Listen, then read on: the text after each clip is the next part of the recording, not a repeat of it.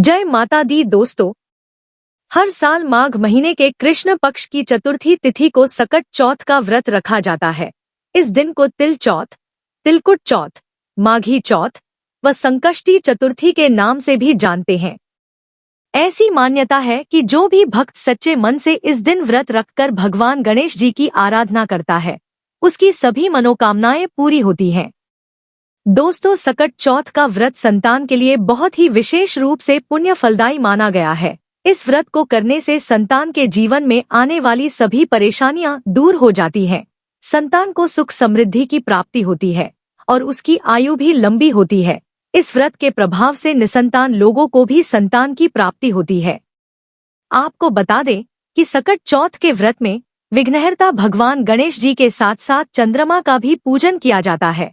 चंद्रमा के पूजन के बिना यह व्रत अधूरा माना जाता है, इसीलिए चांद को अर्घ्य देने के बाद इस व्रत का पारण किया जाता है। दोस्तों, सकट चौथ के दिन तिल का विशेष महत्व है।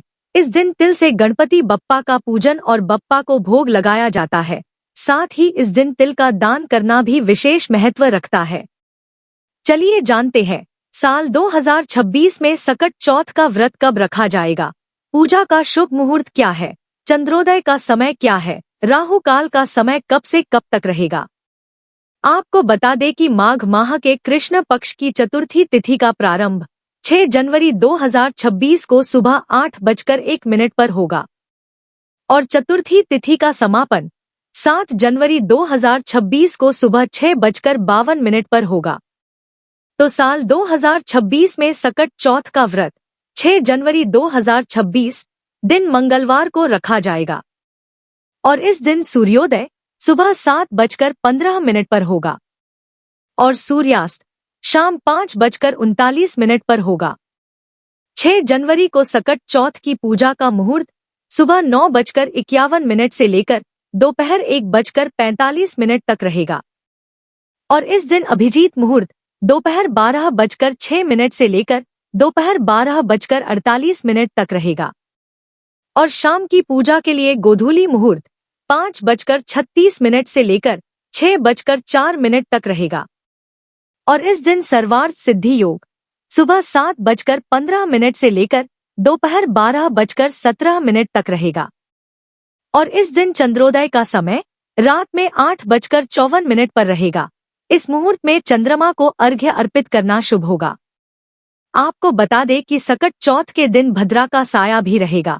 इस दिन भद्रा काल का समय सुबह 7:15 से लेकर सुबह 8:01 तक रहेगा और इस दिन भद्रा का वास मृत्यु लोक में रहेगा। तो जो लोग भद्रा का विचार करते हैं वो सुबह की पूजा सुबह 8:01 के बाद ही करें और इस दिन राहु काल का समय दोपहर 3:03 से लेकर शाम 4:21 तक रहेगा। दोस्तों, आप राहु काल के समय पूजा से संबंधित कोई कार्य ना करें, क्योंकि राहु काल अशुभ समय होता है। चलिए अब बात करते हैं कि सकट चौथ के दिन भूलकर भी कौन कौन सी गलतियां नहीं करनी चाहिए। दोस्तों, सकट चौथ के दिन गणेश जी की पूजा में तुलसी शामिल न करें।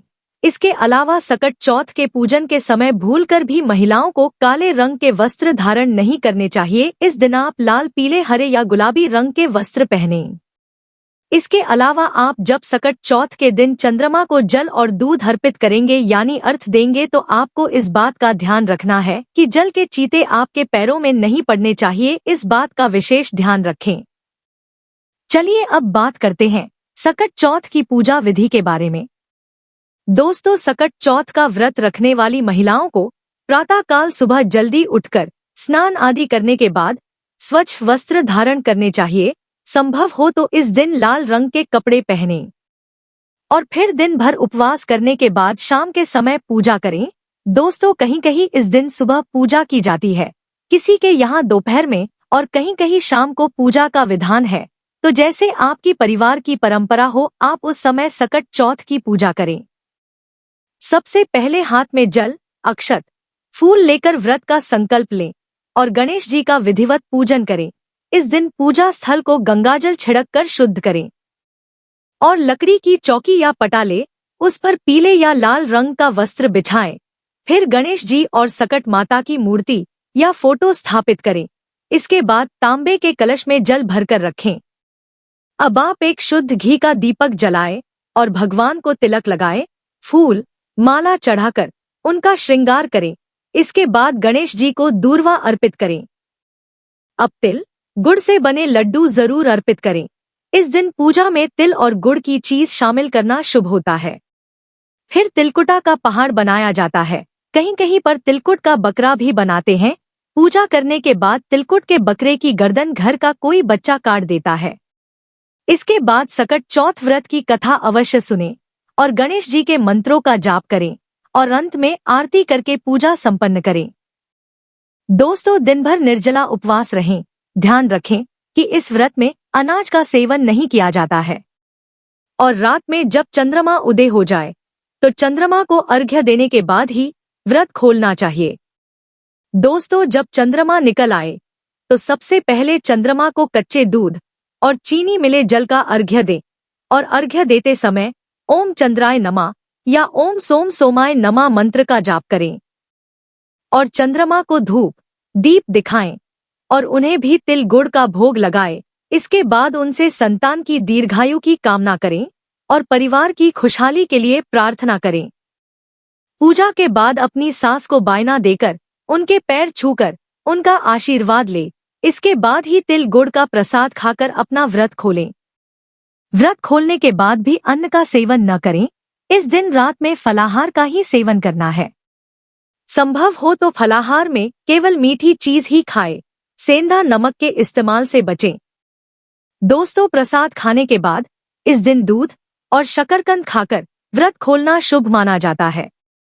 चलिए जानते हैं कि साल 2026 में सकट चौथ का व्रत पहली बार रख सकते हैं या नहीं। तो आपको बता दूं कि आप इस साल सकट चौथ का व्रत पहली बार रख सकते हैं। जो भी पहली बार व्रत स्टार्ट करना चाहती है वो इस साल कर सकती है, क्योंकि इस साल किसी प्रकार का अधिक मास और मलमास नहीं है। आप लोग नया व्रत उठा सकते हैं या किसी कारणवश अगर व्रत छूट गया है तो इस साल आप दोबारा से व्रत कर सकते हैं, क्योंकि यह व्रत संतान के दीर्घायु के लिए किया जाता है। इसलिए गणेश जी का यह व्रत जरूर कीजिएगा। तो दोस्तों, यह जानकारी आपको अच्छी लगी तो कमेंट में जय माता दी जरूर लिखें और अगर आपका कोई सवाल है तो उसे कमेंट बॉक्स में अवश्य पूछ लें और इस वीडियो को लाइक करें, शेयर करें और साथ ही साथ चैनल को सब्सक्राइब करें। धन्यवाद।